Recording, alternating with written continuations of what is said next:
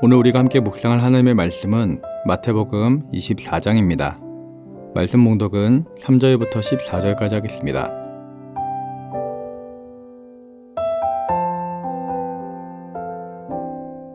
예수께서 감난산 위에 앉으셨을 때에 제자들이 조용히 와서 이르되 우리에게 이르소서 어느 때에 이런 일이 있겠사오며 또 주의 임하심과 세상 끝에는 무슨 징조가 있사오리이까. 예수께서 대답하여 이르시되 너희가 사람의 미혹을 받지 아니하도록 주의하라. 많은 사람이 내 이름으로 와서 이르되 나는 그리스도라 하여 많은 사람을 미혹하리라. 난리와 난리 소문을 듣겠으나 너희는 삼가 두려워하지 말라.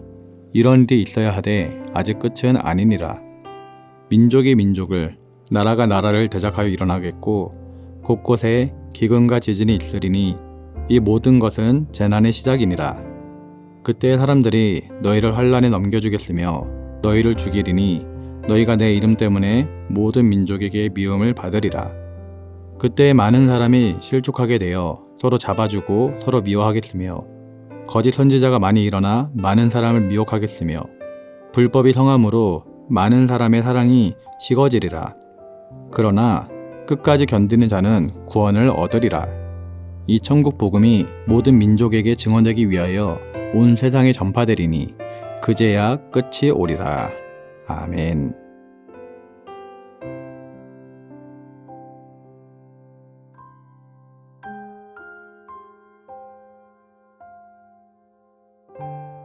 오늘 본문은 제자들의 질문으로 시작하고 있습니다. 예수님께서 성전을 바라보시면서 이 성전이 돌 하나도 남지 않고 다 무너질 것이라고 하셨을 때 그것을 마음에 담아주었던 제자들이 예수님에게 질문을 던졌습니다. 하나는 예수님 말씀하신 것처럼 언제 예루살렘이 허물어지겠느냐라는 질문이었고, 다른 하나는 주의 임하심과 세상 끝날에는 무슨 징조가 있겠습니까? 라는 것이었습니다.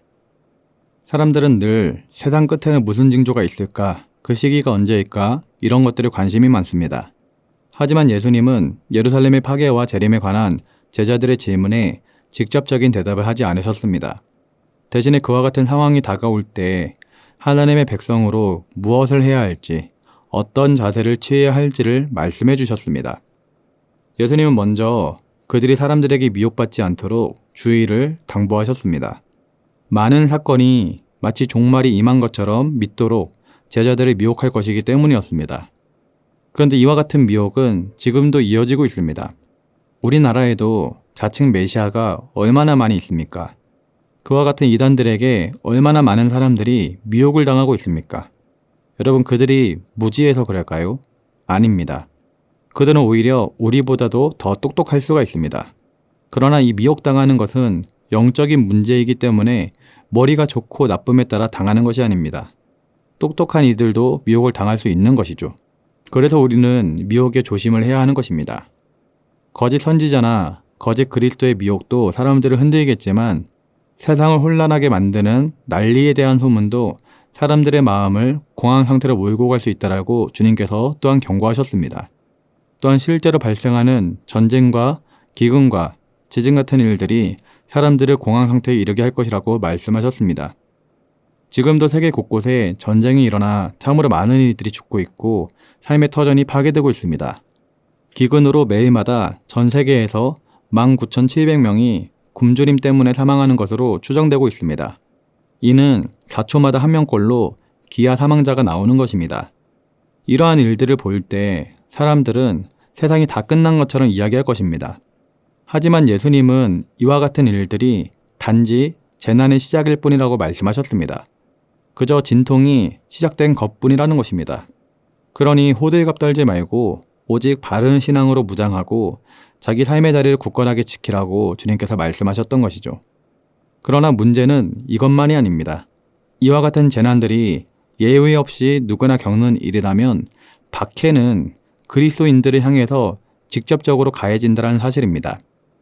마태복음 24장 9절을 보면 그때의 사람들이 너희를 환난에 넘겨주겠으며 너희를 죽이리니 너희가 내 이름 때문에 모든 민족에게 미움을 받으리라고 기록되어 있습니다. 이처럼 제자들은 예수님의 이름 때문에 미움을 받게 될 것입니다. 그로 인해 환난을 넘겨져 죽임을 당하게 될 것이라고 하셨습니다.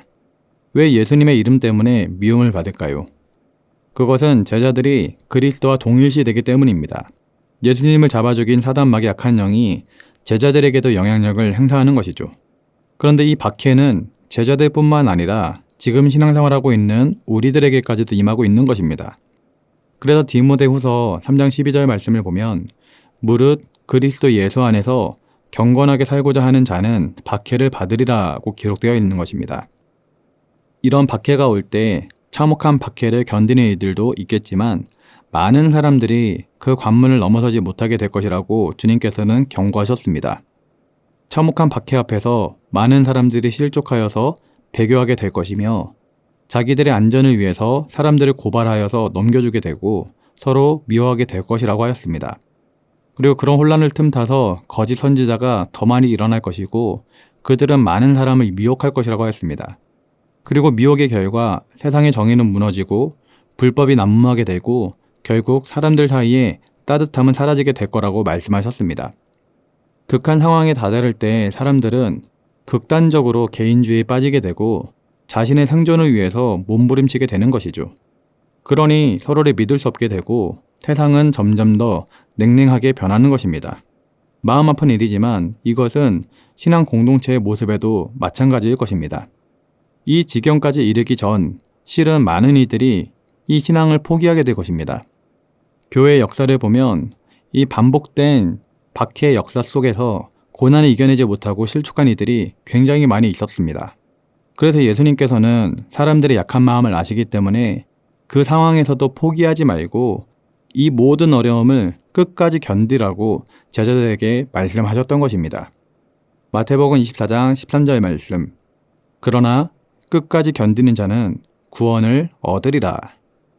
이 박해가 있는 시기는 믿는 자들에게는 많은 인내를 요구하는 시기가 될 것입니다.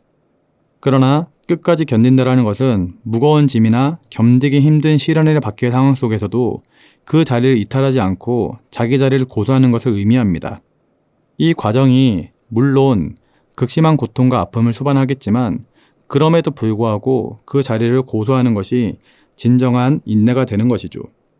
그러나 이것이야말로 하나님께 대한 진정한 믿음을 보이는 값진 모습이기 때문에 우리는 끝까지 견디는 모습을 보여야 할 줄 믿습니다. 오늘 예수님께서 하신 말씀의 핵심 포인트가 바로 여기에 있습니다. 예수님이 말씀하시고자 하는 것은 예수님이 언제 다시 오시는가의 문제가 아니었습니다. 그리고 어떤 일들이 벌어질 것인지에 대한 문제가 아니었습니다. 중요한 것은 우리가 서 있는 자리에서 어떤 상황이 온다 할지라도 깨어있고 인내하며 끝까지 견디느냐, 이것이 문제였던 것이죠. 예수님은 앞으로 이런 일이 있다 할지라도 절대로 넘어지지 말라고 가르치길 원하셨던 것이고 또한 제자들에게 위로하고 새 힘을 주길 원하셨던 것입니다. 그래서 종말론에 사로잡힌 자가 되는 것이 아니라 매 순간이 종말인 것처럼 복음에 충실한 삶을 살라는 뜻이 그 안에 있었던 것이죠. 그러한 자만이 모든 것을 견딜 수 있고 완전한 구원에 이르게 될 것이기 때문입니다. 사랑하는 성도님들도 주님께서 말씀하신 것처럼 종말에 대한 두려움에 빠지지 마시고 지금 이 순간 하나님과의 관계에 온전히 서 있을 수 있는 것에 초점을 맞추시기 바랍니다. 우리가 그렇게 깨어서 하나님과 온전한 관계를 맺고 살아갈 때 어떠한 환난과 핍박이 있다 할지라도 우리는 온전한 구원을 이루게 될 줄 믿습니다. 그와 같은 은혜와 축복과 하나님의 함께 하심이 가득할 수 있기를 예수님의 이름으로 기도드립니다. 기도하겠습니다. 사랑의 하나님 아버지, 오늘 말씀을 통해 남겨질 자들을 향한 주님의 마음을 깨닫게 하시니 감사를 드립니다. 우리가 살아가는 이 세상에는 우리를 미혹하는 영이 있고 그들이 우리를 넘어뜨리려고 하기 때문에 마지막 날 믿음 안에 온전히 서는 것이 얼마나 어려운 일인지를 깨닫게 됩니다. 그러나 주님은 그런 역경과 환난이 있다 할지라도 믿음 안에 굳게 서 있기를 원하시는 것 또한 깨닫게 됩니다. 살아계신 하나님, 우리를 불쌍히 여겨주시사 그런 혼란의 상황이 올 때에 믿음 안에 굳게 설 수 있는 큰 믿음과 은혜를 더하여 주시옵소서. 이를 위해 주님과 동행하는 삶을 살아가게 하여 주시고 성령의 충만함을 받은 삶을 살아갈 수 있도록 은혜를 더하여 주시옵소서. 감사를 드리며 예수님의 이름으로 기도드립니다. 아멘. 하늘에 계신 우리 아버지, 아버지의 이름을 거룩하게 하시며 아버지의 나라가 오게 하시며 아버지의 뜻이 하늘에서와 같이 땅에서도 이루어지게 하소서. 오늘 우리에게 일용할 양식을 주시고 우리가 우리에게 잘못한 사람을 용서하여 준 것 같이 우리 죄를 용서하여 주시고 우리를 시험에 빠지지 않게 하시고 악에서 구하소서. 나라와 권능과 영광이 영원히 아버지의 것입니다. 아멘.